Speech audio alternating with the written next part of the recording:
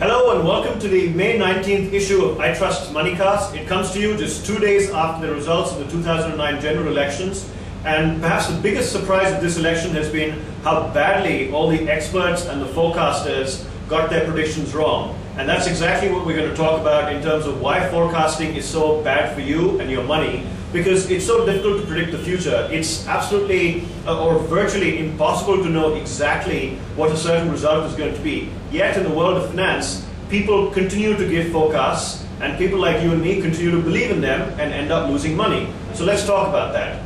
First, a little note on the general elections. Whether it was the months leading up to the election or the time immediately after a person had cast their vote during the exit poll, people came up with certain numbers on who was going to win and by what margin.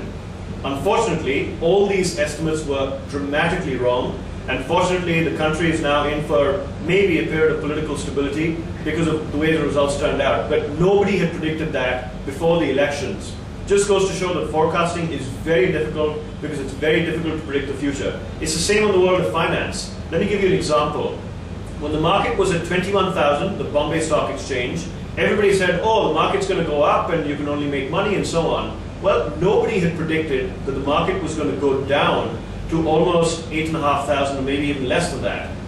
Why didn't people predict that, right? It's because it's very difficult to predict the future. And when the market was at 8,500 a few months back, did people predict that the market was going to go up to 14,000 a day after the election results? Not at all. That's why I'm saying forecasting is very difficult.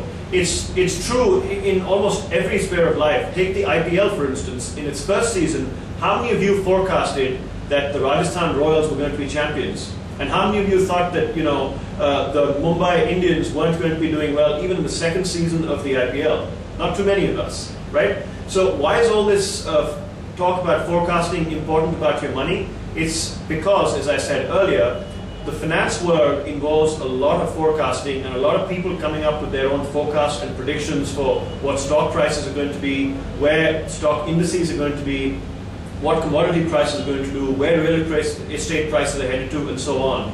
And we often end up believing these people, whether we read stuff they write in newspapers or watch them on television, and it often ends up hurting us and our wealth creation.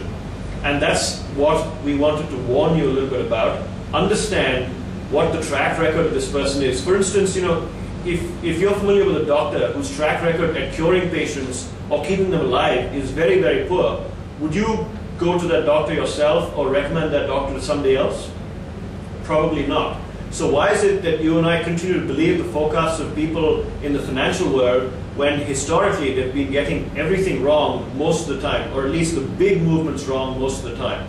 So what are some of the forecasts that you need to be watching out for and predictions that people make in the financial world when you're dealing with personal financial products? For instance, buy this ULIP, it'll double your money in less than 1 year. Don't believe that. Real estate prices can only go up and you'll be able to sell this project very quickly as soon as the building goes up. Don't believe that. Oh sir or madam, the stock market only goes up. Well, as it happens, we've all burnt our fingers, so never believe that. Those are just some examples of forecasts that can go wrong. What are some of the things that we would suggest to you that you think about whenever you hear a forecast or a prediction?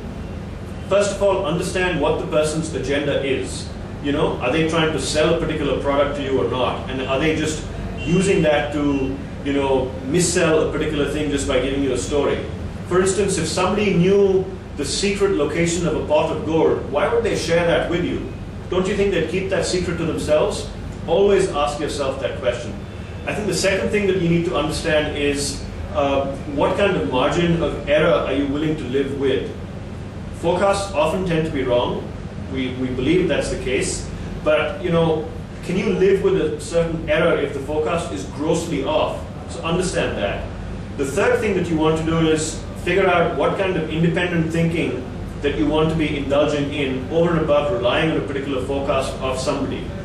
Understand that you might have some thoughts or views as well, and the expert on television or in the newspaper might not be worth a lot because their track record's not that great. Which brings me to the final point, which is whichever expert you're relying on, understand what kind of thoughtfulness and research has gone into his or her forecast and what their historical track record is. History has shown that the track record of almost every major forecaster out there is very, very poor. So don't rely on their predictions, don't rely on their forecasts, and do a little bit of thinking on your own. And here's one final forecast from my side for the T20 World Cup coming up. Zimbabwe is going to win, and you better believe that. Thank you. Bye-bye.